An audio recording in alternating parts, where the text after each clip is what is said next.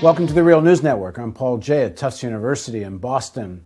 As we discussed in an earlier segment in the immigration debate, not a heck of a lot gets discussed about why the Mexican economy is in such lousy shape. Now joining us to talk about the role of American agribusiness in the Mexican economy is Timothy Wise. He's director of the Research and Policy Program at the Global Development and Environment Institute at Tufts University. Thanks for joining us. My pleasure. So talk about how American agribusiness dumps food in Mexico.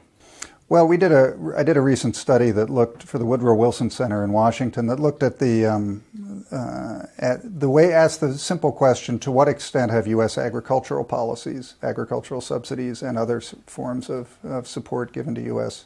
agriculture, what effect have those had on Mexican farmers, with exports increasing dramatically to Mexico from the United States under NAFTA? We looked at 8 products, 8 different 5 crops and 3 meats, and that have all seen huge increases in exports. And which crops, which meats? We looked at corn, soy, wheat, cotton, rice, and then we looked at pork, chicken, and beef. All have seen dramatic increases in exports from over 100%, some as high as 700% increases. Increases during the period post-NAFTA? From the early 90s until recent years, which is basically the NAFTA period. And all of those are products that in one form or another get significant support from the U.S. government. In terms of farm subsidies. Farm subsidies and other sorts of policies. So we calculated what we call the dumping margin, that is the extent to which U.S. exports are leaving the country and being sold at prices below their actual production costs in the United States. That's one of the definitions of dumping under the World Trade Organization. And they do that to wipe out local competition? Is that the main objective? Well, they do that. The U.S. government is doing that, is subsidizing those products in part to provide very cheap products to agribusiness, because it's the raw materials for agribusiness, both in the United States and in Mexico. The exports go because the United States is looking, U.S. companies are looking for market share and looking to expand their market share in Mexico, and NAFTA gave them that opportunity by decreasing protection. So when you say below the cost of production, it's because of the subsidies? Because of the subsidies, and it's actually more complicated than that, because of a variety of other policies that essentially encourage overproduction of, say, corn. So corn is probably the most important example here because it's such an important product. So what did this do to Mexico? What did you find? Well, so what we found was that in the case of corn, corn was going into Mexico at 19% below the cost of production in the 9-year period we looked at, 1997 to 2005. And that cost Mexican corn farmers $6.6 billion over 9 years. That's $700 million a year. And if you figure it out on a per acre basis, just sort of what does that mean to a Mexican farmer? It's more than the value of the basic Mexican subsidy program to those farmers. So it's a devastating loss, and one that is clearly owes to U.S. policy. So you have public money used to help subsidize American agribusiness, who are then dumping products, destroying Mexican agriculture. So they're making money on both ends because they're capturing the Mexican market. That's right, and it wasn't just corn. I mean, we found overall that the costs to Mexican farmers were $12.8 billion over this 9-year period. And to put that in perspective, from the development perspective for Mexico, that's $1.4 billion a year. That's more than the value of the entire tomato export market from Mexico to the United States, NAFTA's greatest agricultural success story, and 10% of the value of the entire Mexico's entire set of agricultural exports to the United States. So it's a huge loss for Mexico. So on the agricultural side, it's been a net loss to Mexico, free trade. The theory was they were going to start manufacturing goods because labor was cheaper and more manufacturing would develop, and access to the U.S. market would help industrialize Mexico. So did that happen? That happened to a small extent.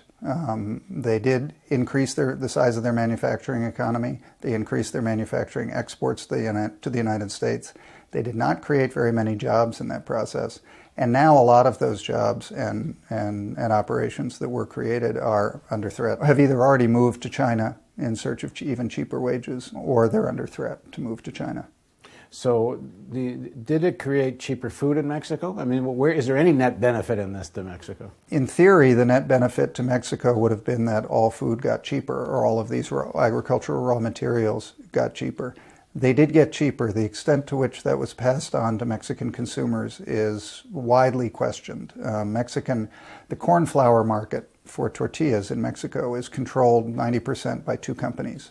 They were two companies that came out of the breakup of the government monopoly on basic grains marketing, and they are widely considered to manipulate prices. These are Mexican-owned companies? These are Mexican-owned companies. So you wind up having U.S. agribusiness controls the farming side of it, and the breaking up of the what used to be a lot of state-owned enterprises into privately owned enterprises. You now wind up with such monopolization that they're able to manipulate the markets. You get the big grain traders from the U.S., Cargill, ADM, and others, interlocking corporate relationships with some of the biggest traders in Mexico. And they're clearly in a position, certainly with their market power, to capture the gains from those low commodity prices and not pass them on to consumers. So supposed liberalization of trade and liberalization of Mexican law as regard to business actually just led to more monopolization and concentration of ownership. It definitely led to that, and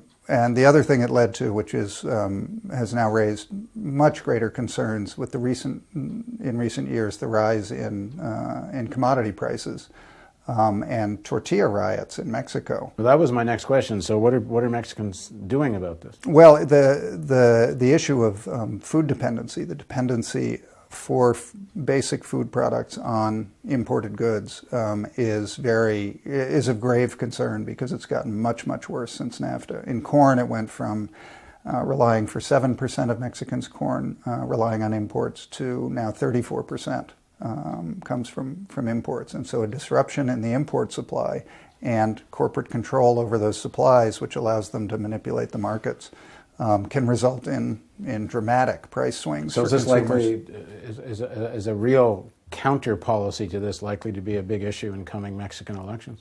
It could be. It could well be. The agricultural dynamics in Mexico are still very much a live issue, and when I was in Mexico in September speaking to one of the larger independent farm groups.